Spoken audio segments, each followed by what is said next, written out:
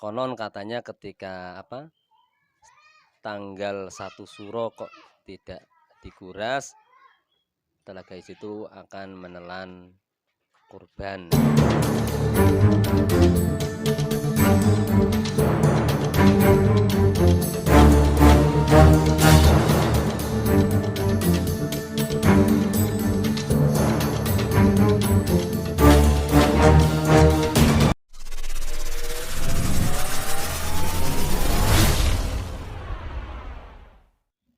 Assalamualaikum warahmatullahi wabarakatuh. Sobat YouTube dimanapun Anda berada, selamat pagi, selamat beraktivitas. Semoga kita semua selalu dalam lindungannya, amin.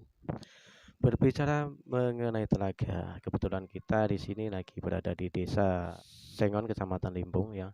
Yang kebetulan di sini di daerah sini ada satu telaga yang telaga itu berwarna hijau dan itu juga namanya Telaga Hijau.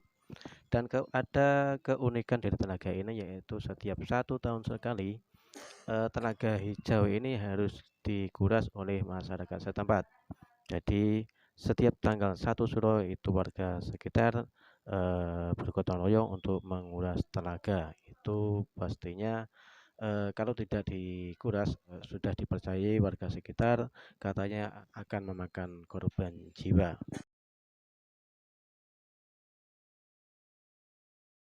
Jangan lupa komen, like, dan subscribe. Memang di Desa Bungan ini terdapat suatu telaga yang di situ terkenal mistis lah, yang disebut dengan Telaga Hijau, yang mana Telaga Hijau itu yang dibuat oleh seorang kepala desa Bungan atau sesepuh desa Bungangan pertama kali. Kepala desa Bungangan pertama kali yaitu Bapak Nur Hadi, namanya Bapak Nur Hadi. Beliau memang ya memiliki kekuatan spiritual yang sangat luar biasa pada masa itu, sehingga beliau mampu menciptakan Telaga Hijau yang mana konon pada zaman dahulu menurut legenda itu beliau Bapak Nur Hadi itu pernah memasuki telaganya, yang mana di dalam telaga itu terdapat suatu lubang yang istilahnya sumur ya. Terus beliau itu pernah masuk ke sumur itu, yang konon ceritanya beliau itu masuk dalam keadaan merokok, tapi sampai dia muncul kembali itu rokok masih hidup, dalam artian tidak mati.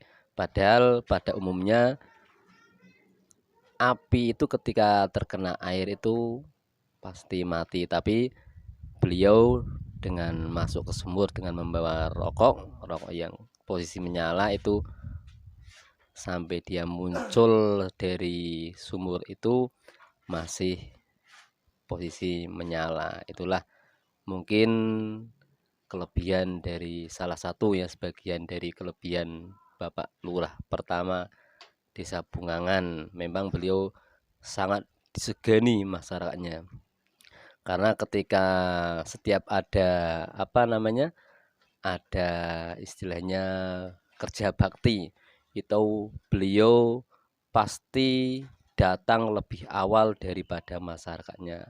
Lain dengan perangkat sekarang, mungkin perangkat sekarang itu masyarakatnya itu sudah istilahnya keringetan lah, coro kampung ini keringetan.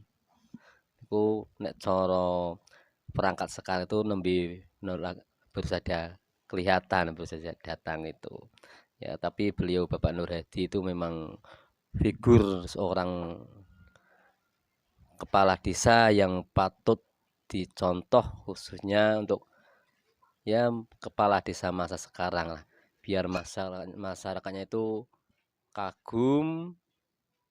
Dan pasti ketika perangkat desa itu mampu bercampur baur dengan masyarakat, dalam artian memberikan contoh masyarakat yang baik, pasti keluar istilahnya wibawanya, sehingga masyarakat patuh dengan aturan-aturan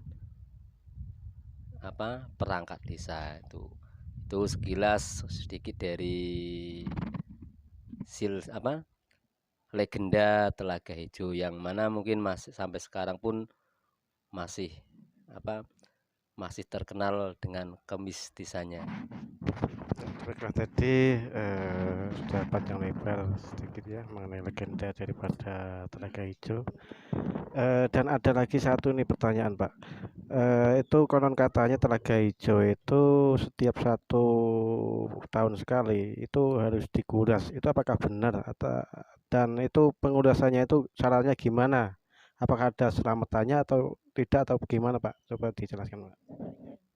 Oh ya, sedikit saya ulas masalah mengenai pengurasan Telaga Hijau yang dilakukan setiap 1 tahun sekali, tepatnya tanggal 1 Suro ya. Memang setiap tanggal 1 Suro itu Telaga Hijau itu dilakukan pengurasan.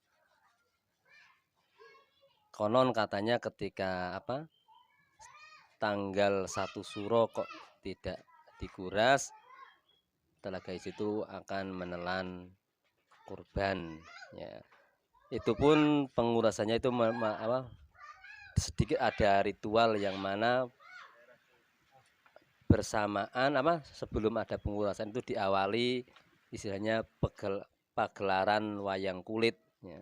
Setiap sebelum dilakukan pengurasan itu dilakukan pagelaran wayang kulit oleh dukuh setempat itu ya. Masalah mengenai pengurusnya itu di bawah ya, di dasar di dasar itu ada semacam lubang yang ya semacam lubang besar ya, kurang lebih besarnya itu ya 1 pohon kelapa ya. Dan di situ diberi istilahnya sumpel Pak. Cara Jawane sumpel. Ya, di sumpelan ya, diberi sumpel untuk menahan air keluar. Nah, ketika pas tanggal 1 Suro itu sumpel itu ditarik pakai tambang, sehingga ketika prosesi pengurasan itu tidak boleh ada yang masuk yang masuk ke telaga tersebut, karena dikhawatirkan nanti terbawa oleh arus air tadi ya, yang keluar dari itu lubang itu ya. Begitulah. Oke, terima kasih Pak atas segala informasinya. Oke teman-teman, demikianlah tadi perbincangan kami dengan Bapak Mustain ya, Desa Bungangan Limpung. Oke, yang penasaran bisa cek lokasi ke Desa Bungangan ya, Kecamatan Limpung, dan tepatnya di Dukuh Kerenggan. Terima kasih, sampai jumpa di video berikutnya. Mudah-mudahan ini membuat sedikit informasi bagi teman-teman semua. Assalamualaikum warahmatullahi wabarakatuh.